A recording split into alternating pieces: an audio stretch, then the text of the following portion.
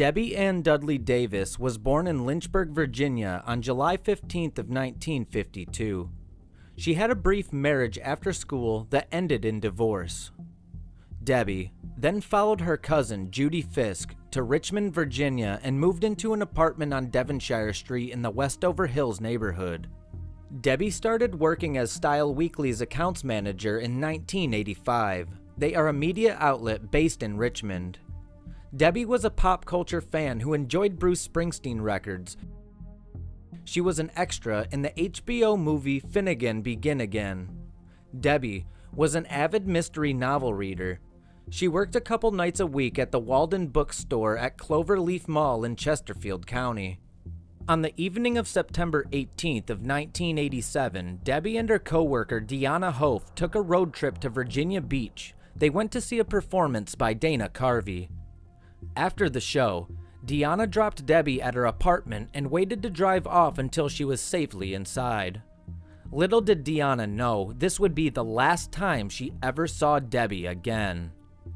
The next morning, a man named Arnold Ellis saw a Renault Alliance parked in front of his house.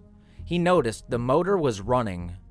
The keys were in the ignition, and there was no sign of the car's driver. Arnold Ellis then called the police. Police officers determined that the car belonged to Debbie Davis. She lived one street over from Arnold Ellis. A police officer knocked on Debbie's door but got no response. An elderly neighbor then came to give the officer a key. Inside, the officer saw Debbie's body face down on her bed. She was topless, wearing only a pair of cut-off jean shorts. Her right arm was tied behind her back with thick bootlaces. Debbie's left arm was tied beneath her. The perpetrator tightly twisted a black sock around her neck. She had been strangled and assaulted. Investigators discovered that the perpetrator stole a rocking chair from a nearby porch and propped it up outside Debbie's kitchen window to gain entrance. Next to Debbie's bed on her nightstand was a mystery novel she had been reading called Presumed Innocent. It was about a woman who was tied up and then her life was taken. Investigators knew the perpetrator was smart and most likely experienced. He left no fingerprints. There were no witnesses, and nothing had been taken as far as investigators could tell. Detective Ray Williams said, "Very seldom does a crook do that kind of damage and spend that much time with his victim and not leave a bunch of clues, but he left nothing." Lorna Wyckoff, the founder of Style Weekly, posted a $10,000 reward for information leading to an arrest. Investigators looked at people in Debbie's life to see if anyone stood out, but found nothing. Debbie led a quiet life.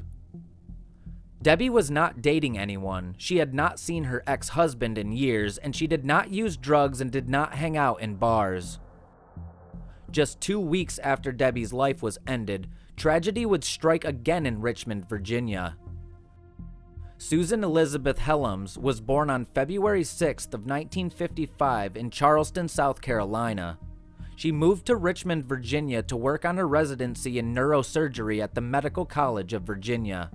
Susan married Marcel Slagg and bought a house in the tranquil Woodland Heights neighborhood in Richmond.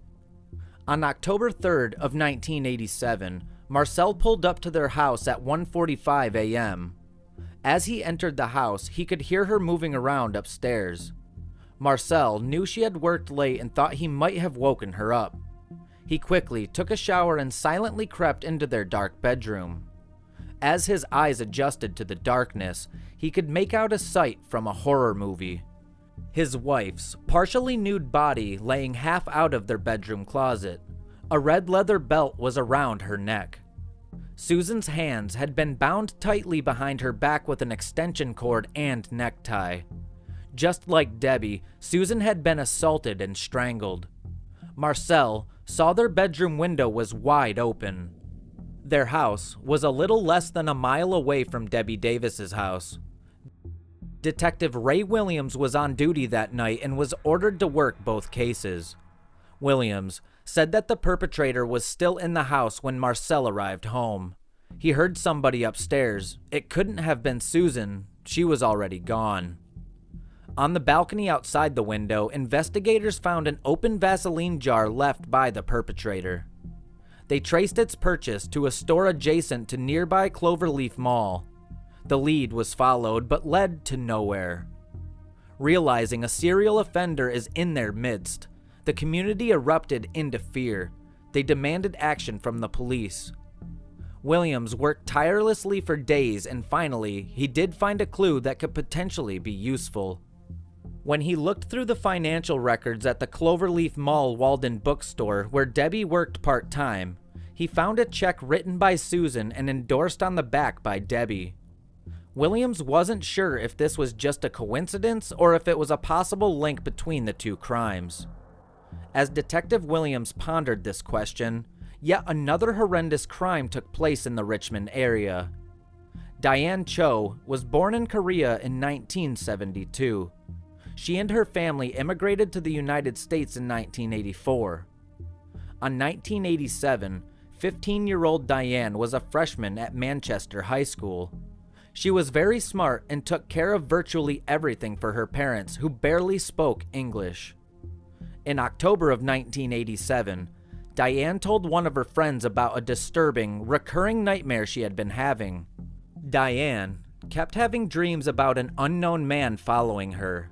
She also told her friends at school that she sometimes saw this unknown man from her dreams at the mall. One night in November of 1987, Diane went to the Cloverleaf Mall Theater with a friend. They bought tickets for The Princess Bride. She then began trembling with fright and pointed out her stalker, who was staring at them from the parking lot. It had been barely 5 months since Diane's family moved to Richmond, where her parents worked long hours running a convenience store near Virginia Commonwealth University. It's not known if Diane ever told her parents about the encounter with the unknown man at the Cloverleaf Mall. On the night of November 21st of 1987, Diane's parents arrived home to their apartment around 9. Diane's mother then gave her a haircut. As they went to bed around midnight, they could hear Diane typing out an English paper in her bedroom across the hall. The next day, Diane's parents called home around 2 p.m. to remind their children to get ready for an afternoon church service.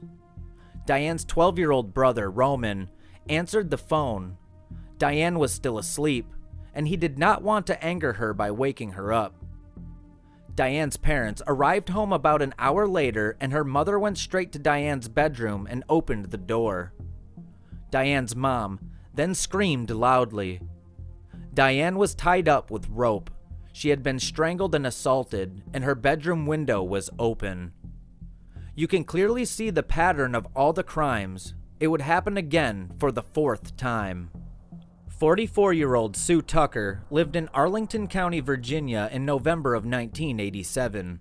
She was an editor for a Department of Agriculture magazine. Her husband, Reg Tucker, was a former photographer for the Fairfax County Public Schools.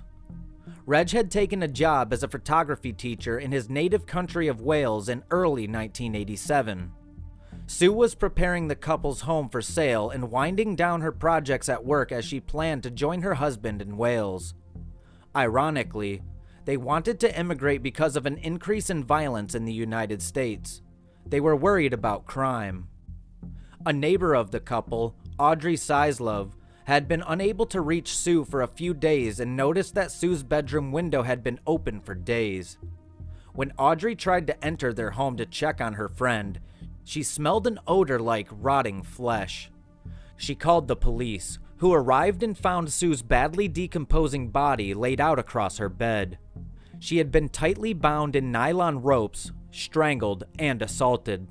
There were no fingerprints. The perpetrator had broken in through a small basement laundry room window. Before leaving, he had taken the time to fix a snack. He discarded a partially eaten orange on the Tucker's dining room table. While investigators were inside the house, the telephone rang. It was Reg Tucker. The last few days he had been trying to reach Sue. Police officers had to give him the horrible news. Arlington investigators who were assigned to the case realized the crime was very similar to the one that took place in January of 1984. It was then that 32-year-old attorney Carolynn Hamm was slain. Her body had been found not far from Sue Tucker's home. David Vasquez, a fast food worker with a low IQ, had confessed to that crime and was serving a 35-year prison sentence for it. If he was in prison, why were there identical crimes being committed almost 4 years later? Arlington County Detective Joe Horgus was the lead investigator on Sue Tucker's case. He traveled to the prison to interview David Vasquez because the modus operandi was the same. The hands tied behind the back, rope around the neck, and they were both assaulted. After the interview, it was clear to the detective that Vasquez was not at all involved with what happened to Sue. As investigators in both Arlington County and Richmond investigated their cases, they noticed something. Just like Richmond had a serial offender attacking women in their homes in 1987, Arlington County had their own maniac in 1983 and 1984. It all started in Arlington in June of 1983 with the abduction and assault of a woman in the county's Green Valley area by a knife-wielding black man in his late teens or early 20s wearing a homemade mask. Over the next 7 months, as his attacks escalated, he abducted women in their cars and entered their houses and apartments through unlocked windows. He relentlessly assaulted and brutalized 9 women. He tied some of them up with nylon cords cut from their Venetian blinds. Former Arlington County Commonwealth's attorney Helen Fahey was quoted as saying he was a one-person crime wave. In January of 1984, an Arlington woman came home to discover evidence from an unsettling break-in. The cords of her Venetian blinds had been cut and were laid out on her bed. The intruder left the house. It seemed like he was there waiting for her to come home and got tired of waiting. It was 4 days after that Carolynn Hamm was found bound and strangled in her garage. Arlington police arrested David Vasquez and charged him with taking her life. Vasquez did not match the description that any of the assault victims gave, but the crimes in the area did stop. It was only after Sue Tucker's slaying that investigators learned the perpetrator of all the assaults was definitely not Vasquez, and the unknown man took a brief hiatus and then continued his attacks in Richmond. Detective Horgus received a teletype from Richmond police where they described the identical strangulations of Debbie Davis, Susan Hellams, and Diane Cho. After sharing all the information, investigators concluded it was the same man responsible for all the crimes, perhaps even Carolynn Hamm's slaying.